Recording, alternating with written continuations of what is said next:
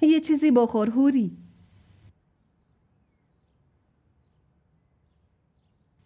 اینجوری تو هم مریض میشی یا؟ بیچاره خاله همین الانم برای عمو ناراحته. اگه تو هم چیزیت بشه کدومتون رو جمع کنه؟ بیا آفرین، یه لقمه بذار دهنت.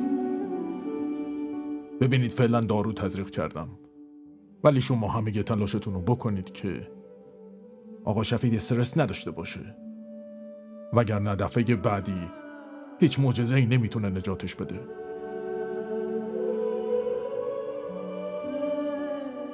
هوری اینقدر گریه نکن. منم دیگه فکر میکنم که باید حرف گوش بدی و با شاهمیر ازدواج کنی، چون راه دیگه ای نداری. یه وقتایی برای گذروندن زندگی مجبوریم گناه کنیم. تو هم فکر کنی این ازدواج برات مشکلی نداره.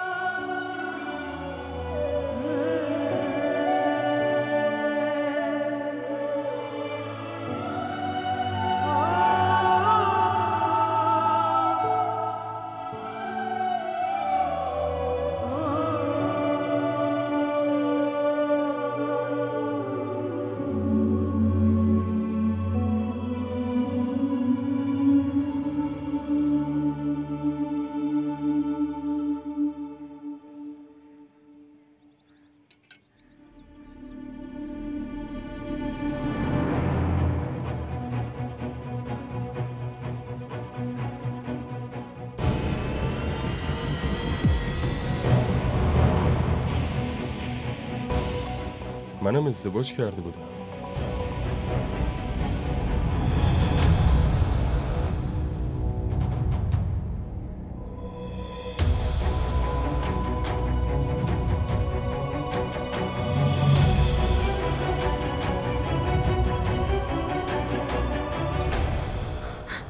چی؟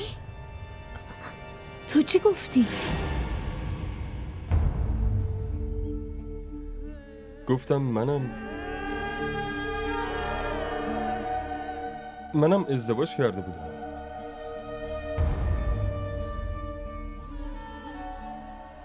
هوری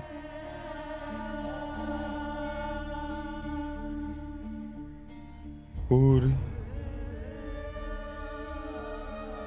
هوری هوری زن منه. آها، خب هوری کجاست؟ منظورم اینه که زنت کجا زندگی میکنه؟